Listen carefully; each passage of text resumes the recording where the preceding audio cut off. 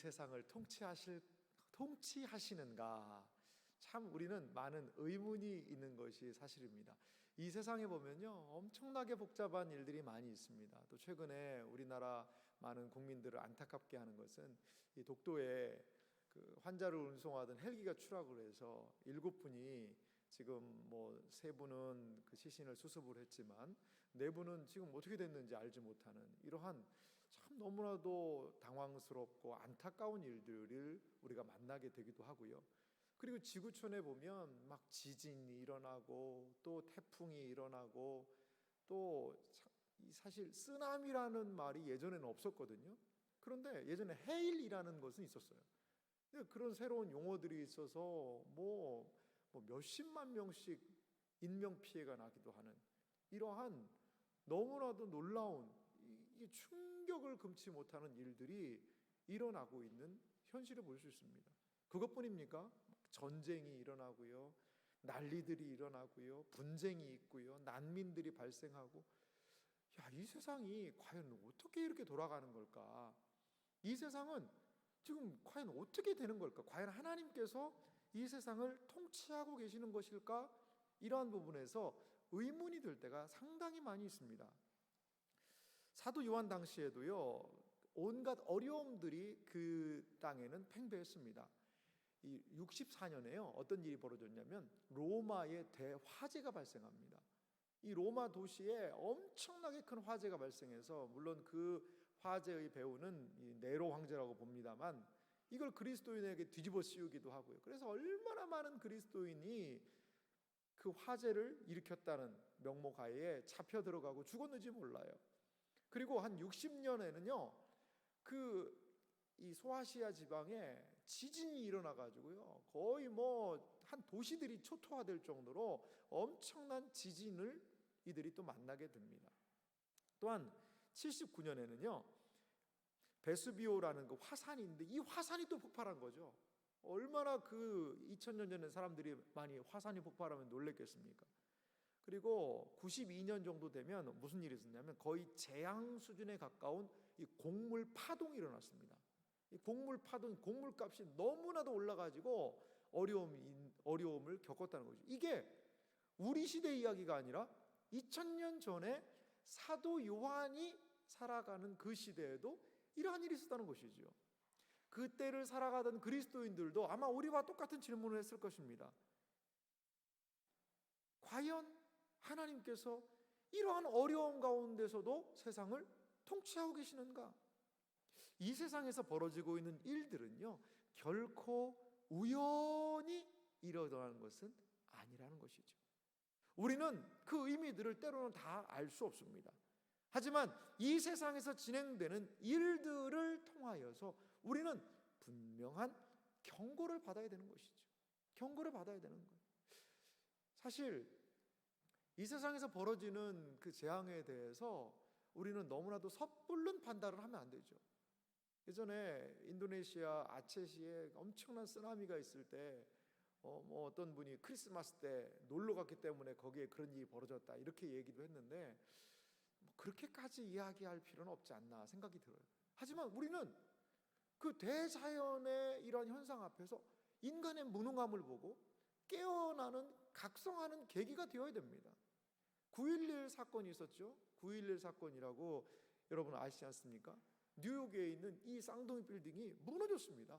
엄청난 이 테러라는 것이 이렇게 무섭구나, 전 세계가 이 경악을 금치 못한 사건이죠. 그런데 그 사건으로 인하여서 어떤 일이 벌어진 줄 아세요? 많은 사람들이 다시 교회로 들어온 거예요. 신앙으로 다시 돌아오는 그러한 또 기회가 되기도 하더라는 것이죠. 이렇게 우리는 이 세상에서 벌어지고 있는 일들에 대해서 다 이해할 수가 없습니다. 그리고 그들의 죽음, 그들의 아픔, 그들의 고통에 대해서 우리는 함께 눈물 흘려야 합니다. 그런데요, 요한계시록의 관점으로 보니까 이 세상에서 일어나고 있는 일들이 결코 우연히 어떻게 하다 보니까가 아니라, 우리는 다 사실 이해할 수 없는 부분이지만 우리의 이해의 폭을 넘어서는 하나님의 이 역사에 주관하심이 있다는 것을 우리는 알 수가 있다는 것입니다.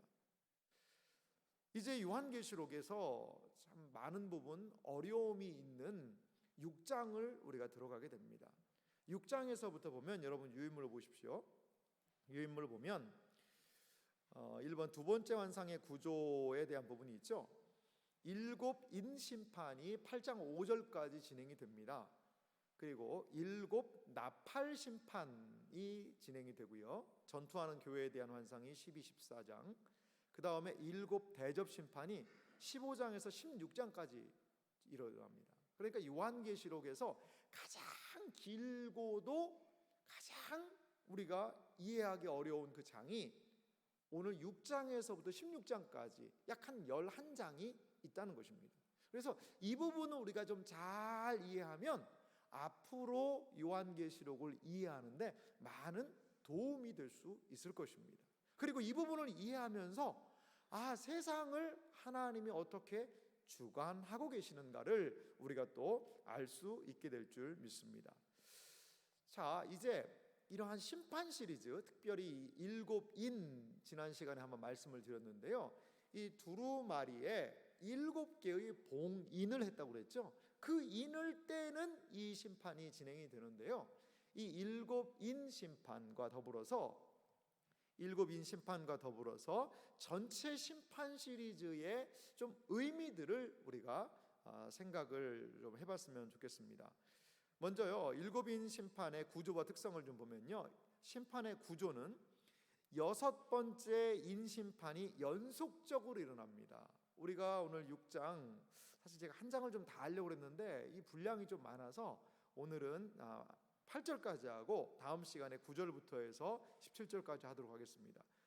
우리가 읽었습니다만 넷째 인을 7절에 뗐죠. 그 다음에 9절 보십시오. 성경 열어보시면요, 5째 인을 떼죠.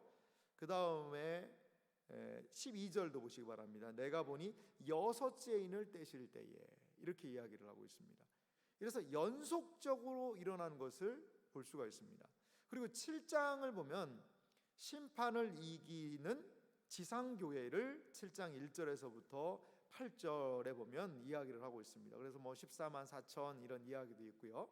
그리고 7장 9절에서 보면 이 일 후에 내가 보니 각 나라와 족속과 백성과 방언에서 아무도 능히 셀 수 없는 큰 무리가 나와서 흰옷을 입고 손에 종려가지를 들고 보좌 앞과 어린 양 앞에 서서, 이거 하늘에 대한 환상이거든요. 하늘에 승리한 사람들에 대한 이야기가 7장 17절 말씀까지 이어지고 있는 것을 볼 수가 있습니다. 그리고 8장을 보세요. 8장을 보면 8장 1절에 어떻게 되어 있죠? 7째 인을 떼실 때. 그러니까 여러분 한번 좀 저를 보십시오. 첫 번째, 두 번째, 세 번째, 네 번째, 다섯 번째, 6번째 인을 연속적으로 뗀 거죠.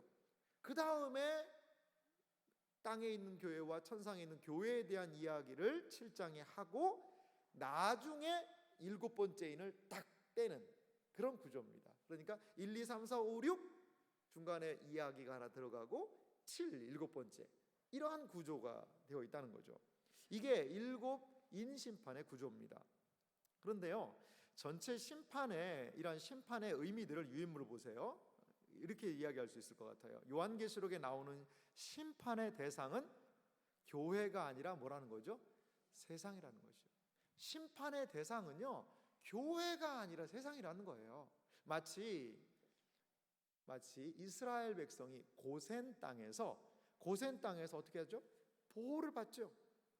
그리고 그 10가지의 재앙이 애굽에 내리지만 그 고센 땅에는 보호를 받는 것과 유사하다는 것이죠.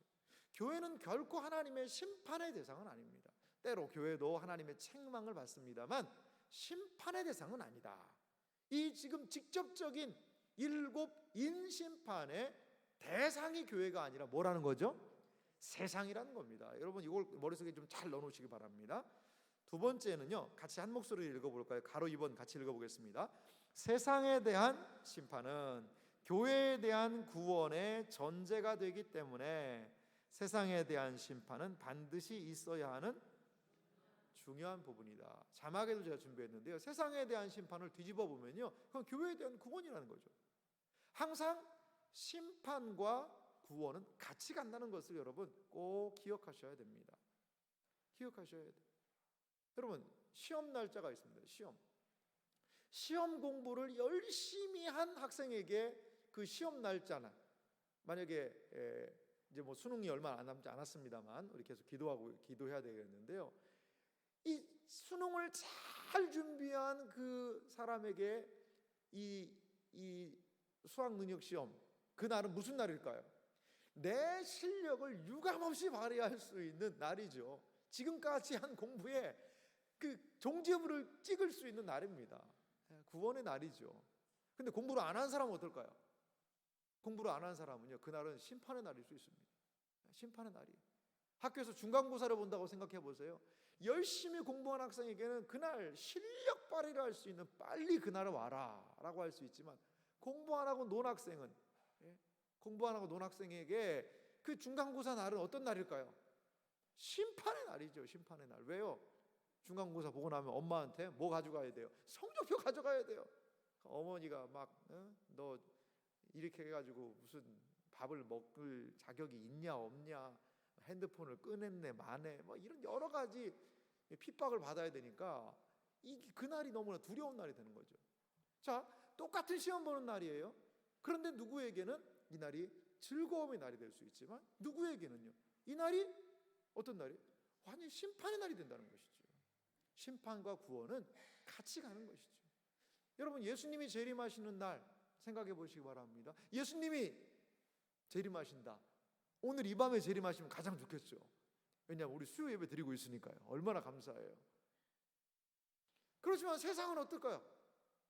지금 이 시간에 막 술 퍼마시고 못된 짓 하는 사람들을 그때 예수님 딱 오시면요, 덜컹 겁내고 아이고 하면서 숨을 구멍을 찾을 거예요. 우리는요, 아멘 주 예수요 어서 오셨군요 그러면서 기뻐하는 날 아니겠습니까? 그러니까 이게 심판과 구원은 늘 같이 간다라는 것을 우리가 좀 기억을 할 필요가 있습니다. 그런데요, 이 심판 시리즈의 공통점과 차이점이 있다는 거죠. 인심판, 나팔심판, 대접심판이 있는데요, 이 심판 시리즈에 공통점이 있다는 것입니다. 공통점이 뭔지 일단 한번 볼까요? 7인, 7나팔, 7대접심판의 마지막이 번개와 음성과 우레와 지진으로 끝난다는 거죠. 여러분, 이건 참 이 전체를 이해하는 안목을 주는 너무나도 중요한 관찰입니다. 여러분, 요한계시록 우리가 살펴봤던 말씀인데요, 4장 5절 말씀을 한번 보실래요? 4장 5절 말씀을 보면 우리가 앞에서 살펴봤지만 하나님의 뭐에 대한 환상이죠? 보좌에 대한 환상입니다. 하나님의 보좌가 있어요. 보좌가 있는데 5절 보니까 제가 읽어볼게요. 보좌로부터 번개와 음성과 우레소리가 나고, 여기 보니까 보좌에 번개, 음성, 우레소리가 나고 있다는 거죠. 그런데 이러한 동일한 현상이요, 심판이 끝날 때마다 있다는 거죠. 요한계시록 8장을 보실래요? 8장 1절 조금 전에 읽었죠. 7인을 떼실 때에 라는 게 1절에 있었고요. 5절 말씀 같이 한번 읽어보겠습니다. 7인을 뗄 때에 마지막에 어떤 일이 일어났는지 5절은 얘기합니다. 같이 읽습니다. 천사가 향로를 가지고 제단에 불을 담아다가 땅에 쏟음에 우레와 음성과 번개와 지진이 나더라. 그러니까 7번째 마지막 인을 뗄 때에 우레와 음성과 번개와 지진이 났다는 것이죠. 그럼 그 다음 심판은 무슨 심판이죠? 나팔 심판이거든요. 나팔 심판이 끝난 다음에도 이런 동일한 현상이 있는지 한번 좀 쭉 찾아보겠습니다. 11장으로 가보겠습니다. 11장을 한번 펴보세요. 11장 15절에는 이렇게 시작을 해요. 제가 읽겠습니다. 7째 천사가 나팔을 불매라고 얘기하고 있어요. 7째 천사가 나팔을 불었어요. 그러자 19절에 어떤 현상이 일어나는지 좀 다 같이 한번 읽어보겠습니다. 19절 말씀 같이 읽습니다. 이에 하늘에 있는 하나님의 성전이 열리니 성전 안에 하나님의 언약궤가 보이며 또 번개와 음성들과 우레와 지진과 큰 우박이 있더라. 7 인을 뗄 때와 유사한 현상이 7 나팔을 불고 나서도 있습니다. 자, 그러면 과연 7 대접 심판 마지막 하나 남았는데요. 그때도 이런 일이 있는지 볼까요? 요한계시록 16장을 보겠습니다. 요한계시록 16장 17절 말씀부터 보면요. 17절 제가 읽겠습니다. 7째 천사가 그 대접을 공중에 쏟음에 큰 음성이 성전에서 보좌로부터 나서 이르되 되었다 하시니 18절 말씀 같이 읽을까요? 번개와 음성들과 우레소리가 있고 또 큰 지진이 있어 얼마나 큰지 사람이 땅에 있어 온 이래로 이같이 큰 지진이 없었더라. 아멘. 번개, 음성, 우레소리, 큰 지진, 이러한 것들이 있었다는 것이죠. 여러분, 이게 무엇을 상징하는 걸까요? 이거는 전체를 우리에게 잘 소개하는 중요한 그러한 장치들인데요. 이 의미는 무엇이냐? 이 땅에서 벌어지고 있는 이 심판의 출처가 어디라는 거예요? 하나님의 보좌라는 거죠. 보좌. 하나님의 보좌. 다시 한번 여러분 4장 5절을 다시 한번 보시기 바랍니다. 제가 읽어볼게요. 4장 5절이 무엇을 이야기하고 있습니까? 요한계시록 4장 5절은 보좌로부터 번개와 음성과 우레소리가 나고 라고 이야기하고 있는 것이죠. 똑같은 현상이 각 심판 시리즈, 인심판이 끝날 때에도, 나팔 심판이 끝날 때에도, 대접 심판이 끝날 때에도 번개와 음성과 우레소리, 때로는 지진, 이러한 현상들이 동일하게 일어난다는 것은요, 이 땅에서 벌어지고 있는 심판이 하늘에서 비롯된 것임을 알 수 있는 것이죠. 이거는 그냥 우연히 땅에서 이루어지는 것이 아니라 하나님께서 그 심판을 주장하고 계신다. 이것을 보여주기 위해서 마치 후렴구와 같이 번개와 음성과 우레, 이러한 것을, 이러한 장치들을 계속해서 동일하게 이야기해주고 있다는 것을 볼 수 있습니다. 이런 게요, 여러분, 계시록을 전체적으로 여러분들이 읽을 때 잡아내야 되는 중요한 부분입니다.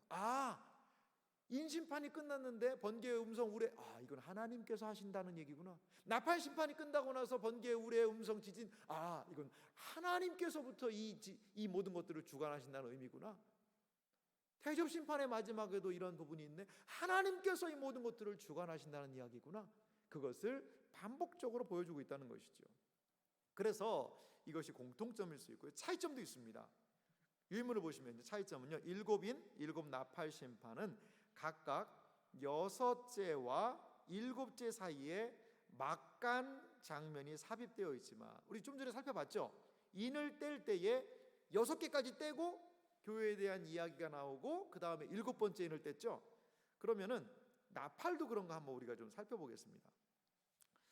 요한계시록 8장을 한번 보십시오. 8장 7절에 보니까요, 첫 번째 천사가 나팔을 부니, 8절에 두 번째 천사, 10절에 셋째 천사, 12절에 넷째 천사, 9장 1절에 다섯째 천사가 나팔을 불죠. 그 다음에 9장 13절을 보십시오. 여섯째 천사가 나팔을 불매라고 이야기하고 7째 천사가 어디 나올까요? 10장에 안 나옵니다. 11장에도 안 나옵니다. 어디 나올까요? 11장 15절 보십시오. 7째 천사가 나팔을 불매. 11장 15절. 그러니까요, 똑같습니다. 첫째에서부터 6번째 나팔은요, 한 번에 불어요. 그런데 6번째 나팔을 분 다음에 뭔가가 또 이야기가 있어요. 블라블라 이야기가 있는 다음에 7번째 나팔을 붑니다. 이렇게 되는데요. 근데 대접 심판은 조금 다릅니다. 대접 심판. 대접 심판은 한번 우리 살펴볼까요? 16장을 한번 보겠습니다. 16장 2절을 보면요, 16장 2절을 한번 펴보세요. 보면 첫째 천사가 그 대접을 땅에 쏟고, 3절 둘째 천사, 4절 셋째 천사, 그 다음에 8절에 넷째 천사가 있죠. 그 다음에 10절에 다섯째 천사, 그리고 12절에 여섯째 천사가 있죠. 그 다음에 어떻게 될까요? 17절 일곱째 천사. 그러니까 대접 심판, 마지막 심판은요 스트레이트로 1에서부터 7까지 가는 겁니다. 이것도 다 의미가 있습니다. 하나님께서 좀 기다려 주시는 것 같아요. 첫째에서부터 6, 그리고 뭔가 이야기가 있고 7, 첫째에서부터 6, 뭔가 이야기가 있고 7. 이게 아니라 이제 마지막은요 첫째에서부터 7, 지체하지 않고 그냥 한 번에 연속적으로 심판을 진행하시는 거죠. 정리된 내용을 가지고 유임을 볼까요? 그 가로 3번을 보면요, 전체적으로 볼 때 심판의 1, 4번째가 긴밀하게 연결되어 있고요, 5, 7 심판은 각각 독립적으로 구성되어 있는데요, 심판의 강도는 점점 강해진다는 거죠. 그 화살표 부분은 한 목소리로 같이 읽어보겠습니다.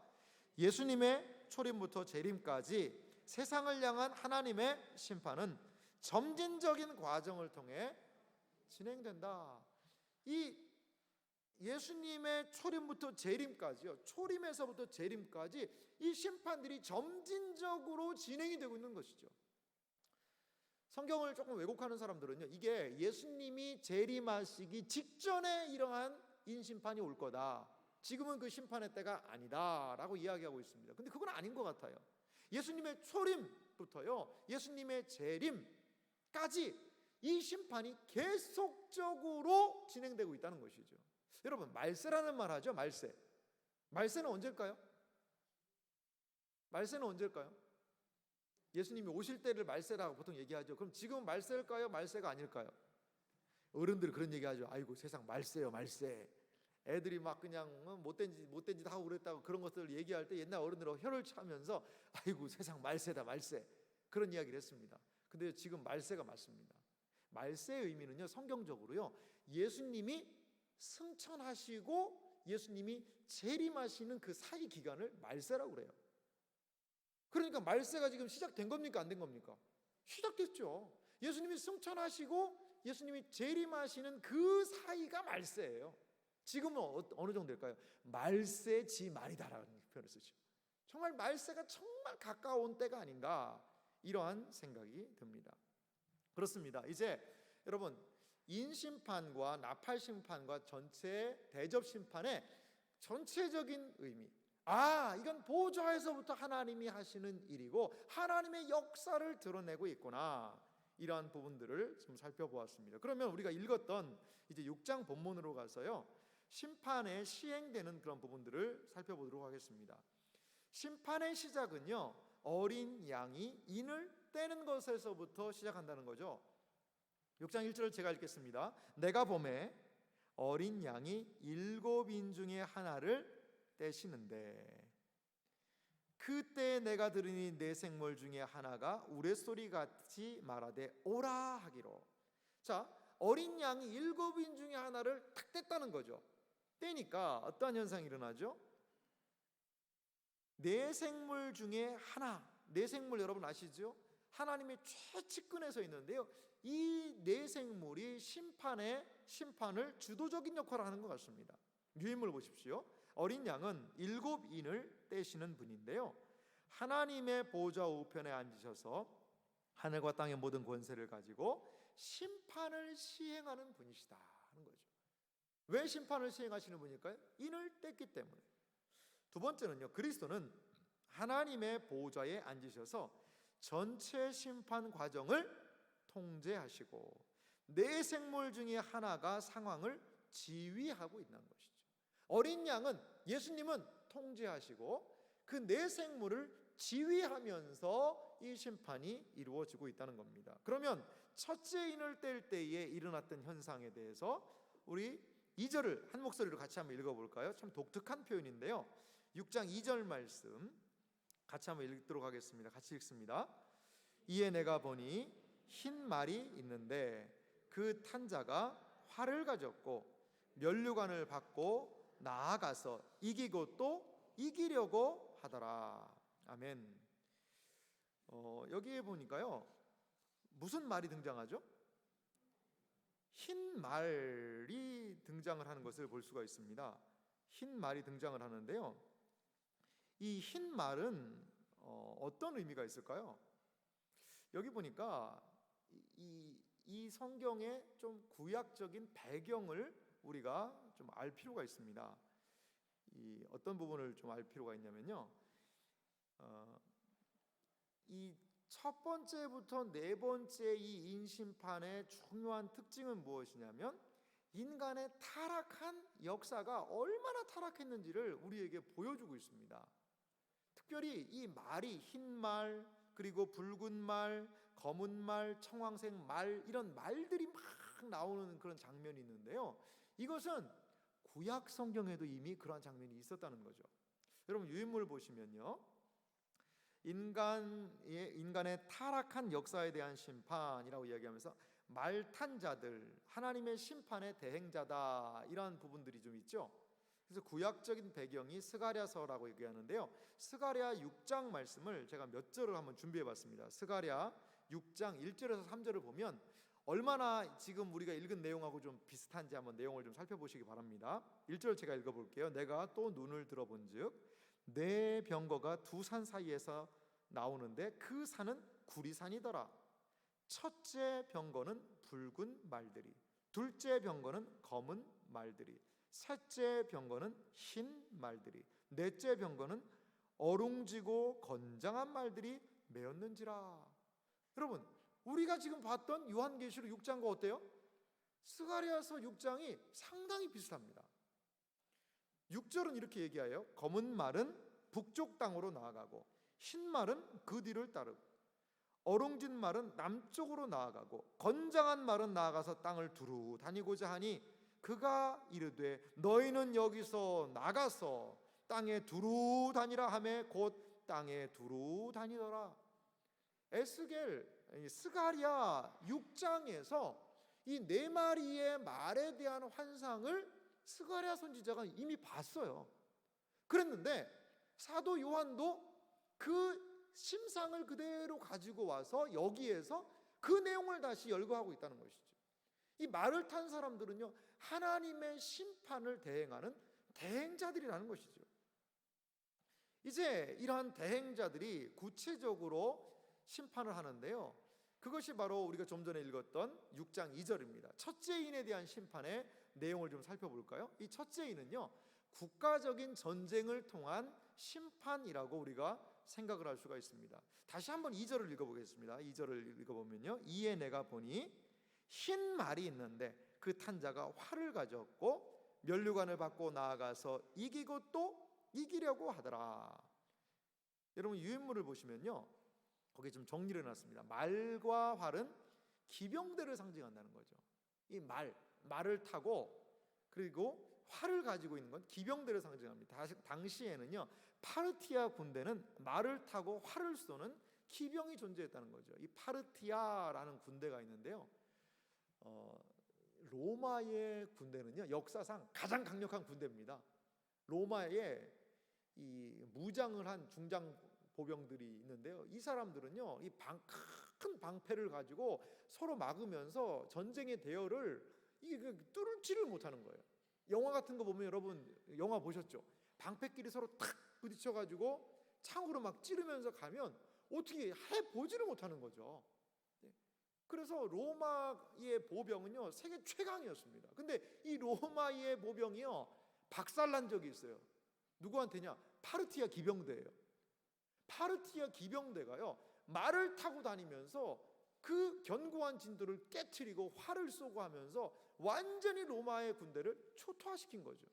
그래서 로마군은요, 파르티아 기병대만 생각하면요, 오금이 저리는 거예요. 오금이 저리는 거예요. 그러한 배경을 하고 있다는 거죠. 그리고 두 번째 내용을 보면요, 흰색은 승리를 상징하는 색입니다. 흰색은 승리를요. 그래서 흰 말 기병대는 로마를 이긴 파르티아의 기병대를 상징하는 그런 부분들이 분명히 있습니다. 그래서 이 첫 번째 흰 말에 대한 이러한 환상은요, 활을 가진 자가 있는 이 환상은 뭐냐면 이 세상에서 벌어지고 있는 전쟁의 역사, 흰 말들이 뛰어다니면서 보이는 전쟁의 역사를 우리에게 알려주고 있다는 것이죠. 그래서 국제적인 전쟁은 하나님의 심판의 성격이 있다는 것입니다. 여러분, 인류 역사가 얼마나 많은 전쟁을 치렀을까요? 제가 자료를 좀 준비해 봤습니다. 자료를. 여러분이 아는 전쟁은 어떤 전쟁이 있으세요? 그래도 세계에서 가장 큰 전쟁이 무슨 전쟁이었을까요? 세계 제 1차 세계대전, 2차 세계대전 아니겠습니까? 1차 세계대전은 1914년 7월 28일부터요 18년 11월 11일까지 약 4년 4개월 동안 1차 세계대전이 있었는데요, 최초의 세계대전이죠. 가장 규모가 큰 전쟁이었습니다. 다른 건 뭐 차지하고요, 이 여러 제국들이, 여러 나라들이 싸웠는데요, 이 사망자가 얼마나 죽었는지 아세요? 약 900만 명이 전사했다고 해요. 900만 명. 여러분 별로 안 놀라시는데요, 부산 인구가요 350만 명입니다. 350만 명. 근데 900만 명이 죽었다는 거죠. 2차 세계대전은요, 역사상 가장 많은 인명피해가 난 전쟁이 바로 2차 세계대전인데 한 6년간 벌어졌어요. 그런데요, 전사자가 몇 명이냐면 약 2,500만 명이에요. 우리나라 인구가요 4,500만 정도 되지 않습니까? 4,300만 이렇게 된다고 얘기하는데, 근데 그 전쟁 6년 동안에 2,500만 명이 죽었어요. 민간인 희생자는요 얼만큼 된 줄 아세요? 약 3천만 명이라는 거예요. 그 전쟁이 하나 발생했는데요, 군인들이 2,500만 명이 죽어요. 그리고 사람들이, 민간인들이 3천만 명이 죽습니다.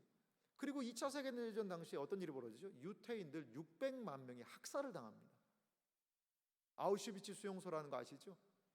이게 여러분 전쟁이 이렇게 끔찍한 겁니다. 한국전쟁, 우리가 아는 한국전쟁이 있죠. 한국전쟁도 마찬가지죠. 1950년 6월 25일에서부터 53년 7월 27일 정전협정까지요, 3년 1개월에 걸쳐서 이 한국전쟁이 일어났는데요, 그러니까 북한하고 남한 다 합쳐가지고 약 250만 명이 사망한 걸로 봅니다. 250만 명이. 그러니까 여러분 250만 명이라면 이거, 그러니까 모든 산업시설이 다 파괴되고요, 이러한 끔찍한 전쟁, 이것을 우리도 경험을 했다는 거죠. 이렇게요, 인류는요 전쟁의 역사입니다. 전쟁의 역사고 이 무서운 역사이죠. 이 흰말들이 지금도 뛰어다니고 있는 것입니다. 흰말의 역사가 있는 거예요. 두 번째 보면요, 둘째 인 심판을 한번 보도록 할까요? 6장 3절과 4절을 보면, 제가 한번 읽어보도록 하겠습니다. 6장 3절과 4절. 둘째 인을 떼실 때에 내가 들으니 둘째 생물이 말하되 오라 하니 이에 다른 붉은 말이 나오더라. 그 탄자가 허락을 받아 땅에서 화평을 제하여 버리며 서로 죽이게 하고 또 큰 칼을 받았더라. 이 둘째 붉은 말인데요, 이 붉은 말의 의미도 어떤 부분이냐면 이 전쟁과 매우 유사한데, 이제 이것은 전쟁보다는 유인물에도 정리했습니다만 국내적인 내란을 통한 심판이 있다는 거죠. 유인물 계속 볼게요. 말의 붉은색은 핏빛 색깔을 보여주고요, 붉은 말도 전쟁을 의미하나 붉은 말은 국가 내에서 일어나는 내란과 폭동을 의미하는 부분이 많다는 거죠. 세상은 평화를 원하지만 전쟁의 소문과 난리가 더욱 일어나고 있다는 것이죠. 마태복음 24장 6절과 7절 말씀은 예수님께서 하신 말씀인데요, 이 부분은 우리 한 목소리로 같이 읽어보겠습니다. 자막 준비했는데 읽어주세요. 난리와 난리 소문을 듣겠으나 너희는 삼가 두려워하지 말라.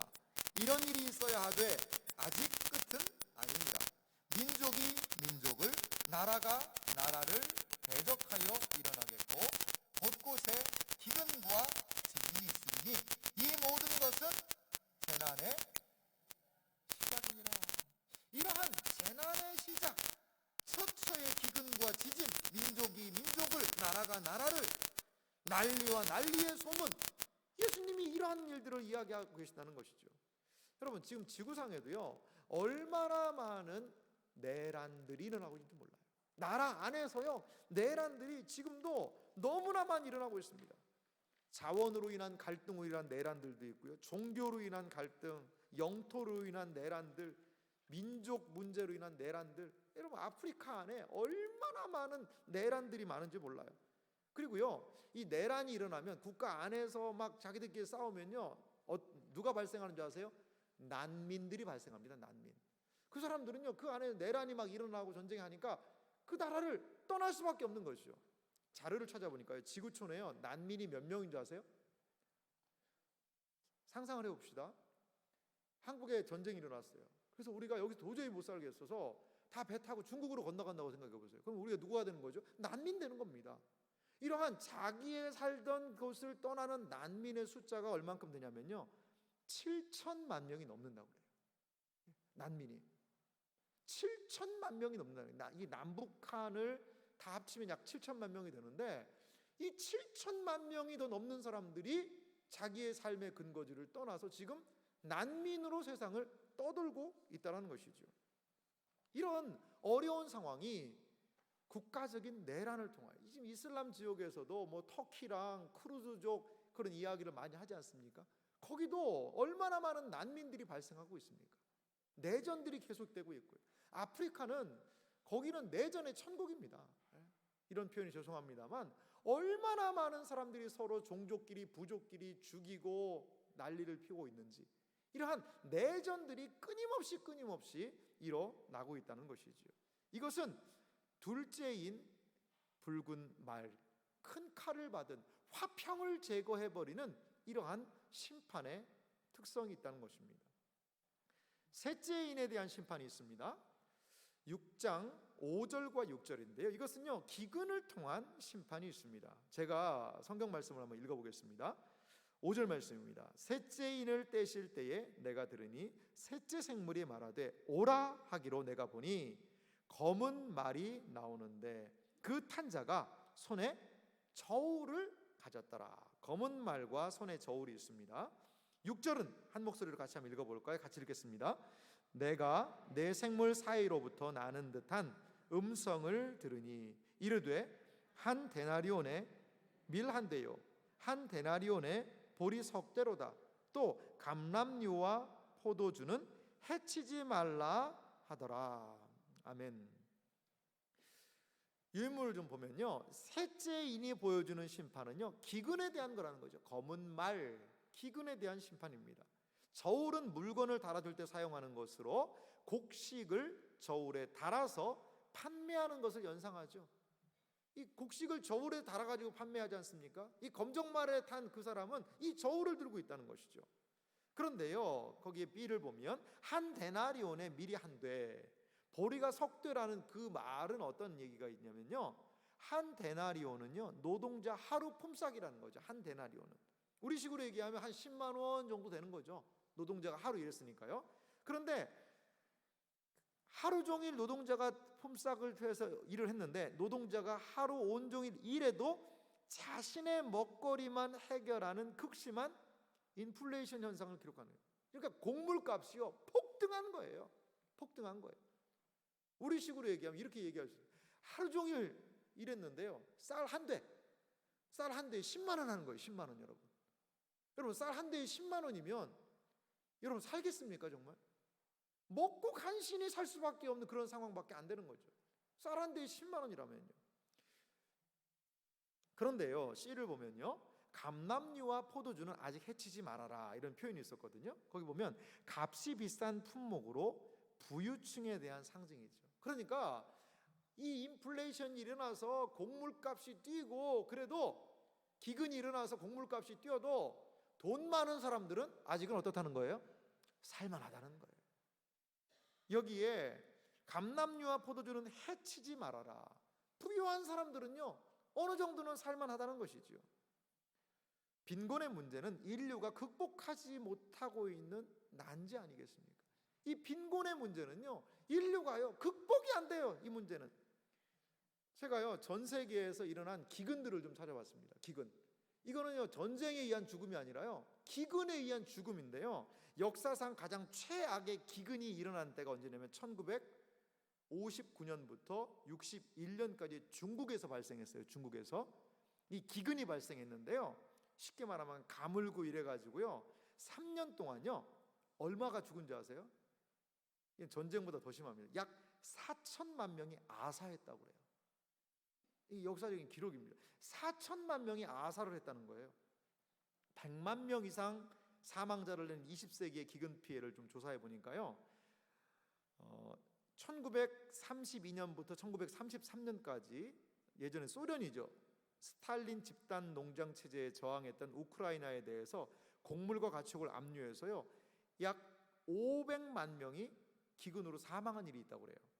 그리고 우리가 잘 아는 기근이 하나 있죠. 84년부터 85년 이디오피아의 극심한 가뭄으로 인해서 식량 부족으로 최소한 100만 명이 사망했다는 거예요. 84년부터 85년입니다.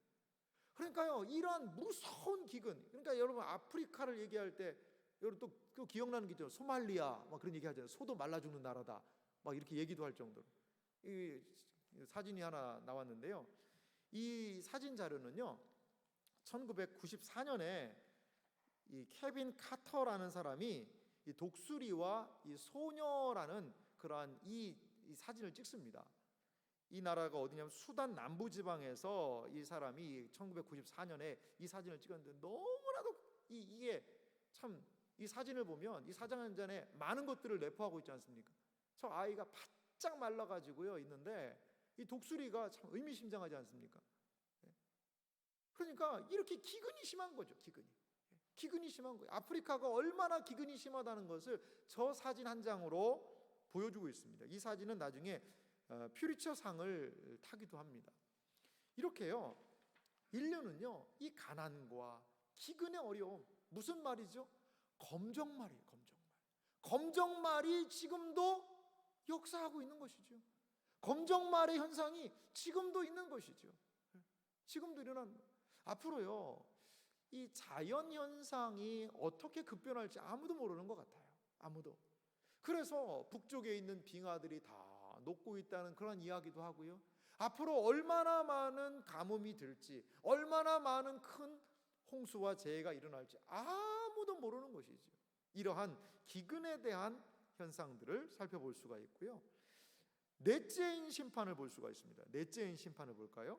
넷째인을 6장 7절에 보니까요. 떼실 때에 내가 넷째 생물의 음성을 들으니 말하되 오라 하기로. 8절 같이 한번 읽어보겠습니다. 내가 보매 청황색 말이 나오는데 그 탄 자의 이름은 사망이니 음부가 그 뒤를 따르더라. 그들이 땅 4분의 1의 권세를 얻어 검과 흉년과 사망과 땅의 짐승들로서 죽이더라.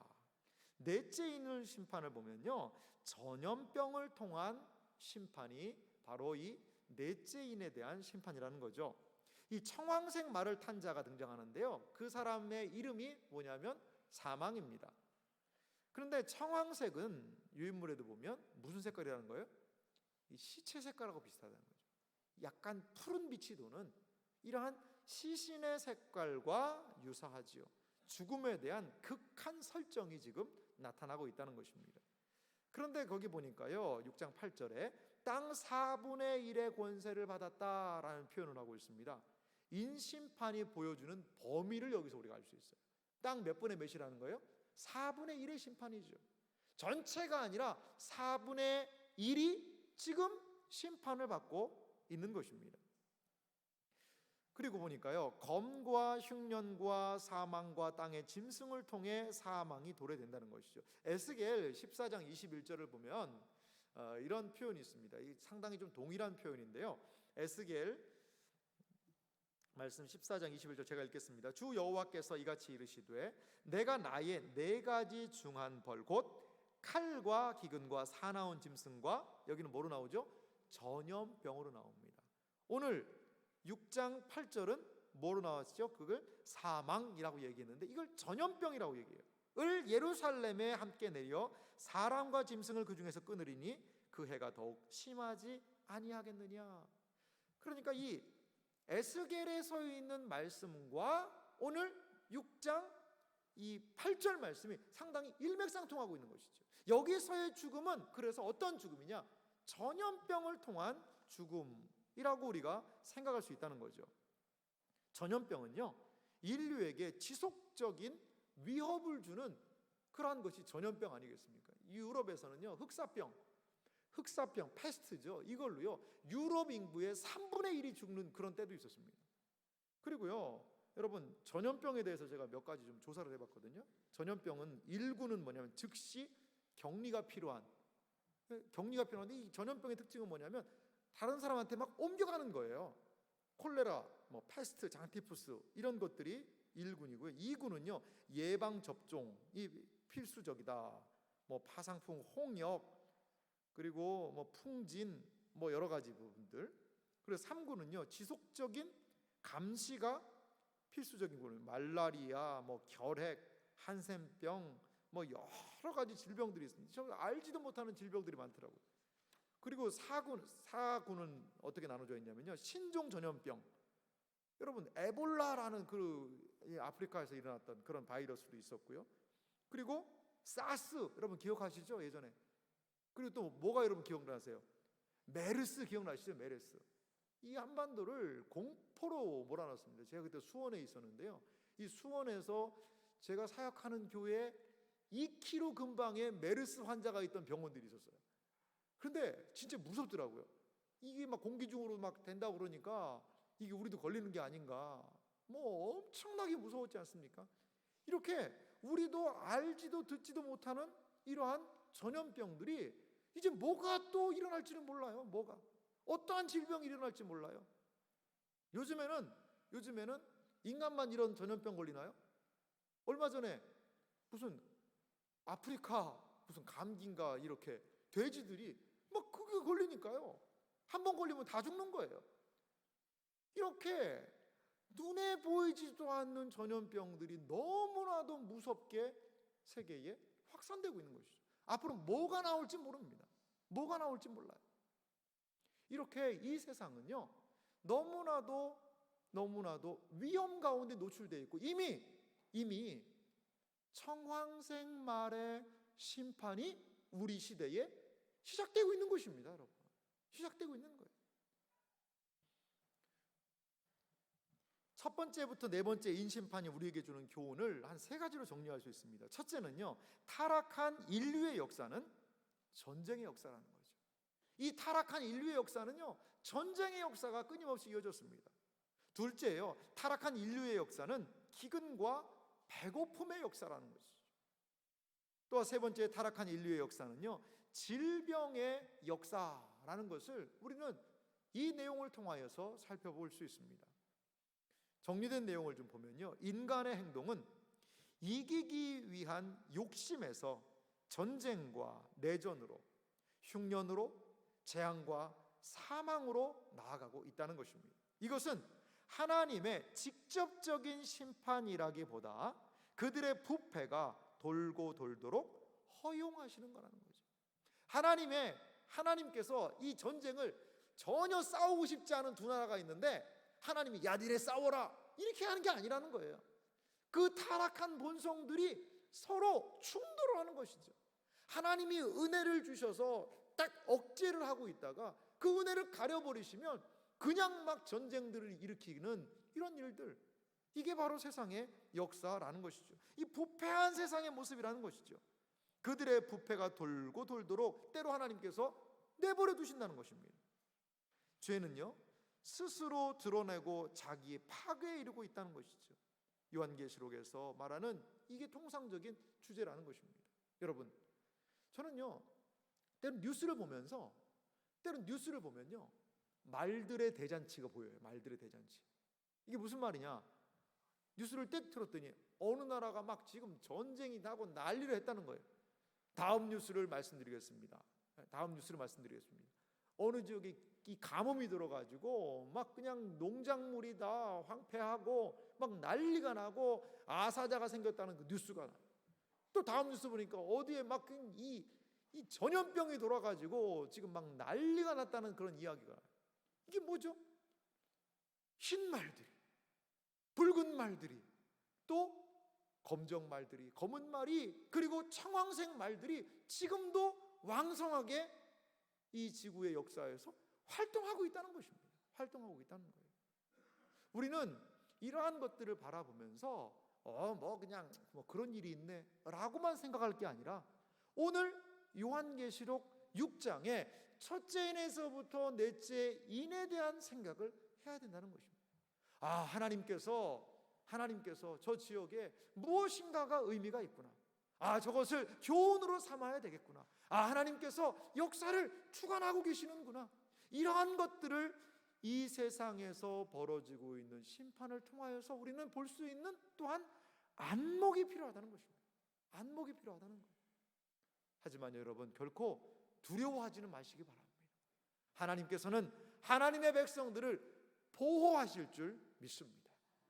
7장에서 나오지만 하나님께서는 자신의 백성들에게 인을 쳐서 보호하시고 어려움 가운데서도 보호하시며 그 어려움의 때를 또한 이겨 나아가도록 하신다는 것입니다. 하나님께서는요, 지금도 타락하고 부패한 세상 그냥 때로 내버려 두지 않으십니다.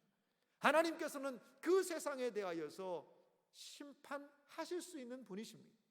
때로 하나님께서는 그 심판을 유보하시면서 최후 심판까지 기다리시기도 하지만, 또한 하나님께서는 이러한 말들의 심판을 통하여서 그 지역에 하나님의 주권을 때로 드러내기도 하고, 그 지역에 많은 상황들이 일어나면서 인간의 부패함을 드러내서 그 부패함으로 인하여 스스로 심판을 받게 하시기도 한다는 것을 우리는 기억할 필요가 있습니다. 여러분, 이 세상에서 일어나는 일, 이 모든 것들을 하나님의 주권 안에 있다는 것을 기억하시기 바랍니다. 그리고 이 세상을 바라보며 더욱 깨어서 경성하는 그리스도인들이 되시기를 주님의 이름으로 축원합니다. 이 시간 같이 기도하도록 하겠습니다.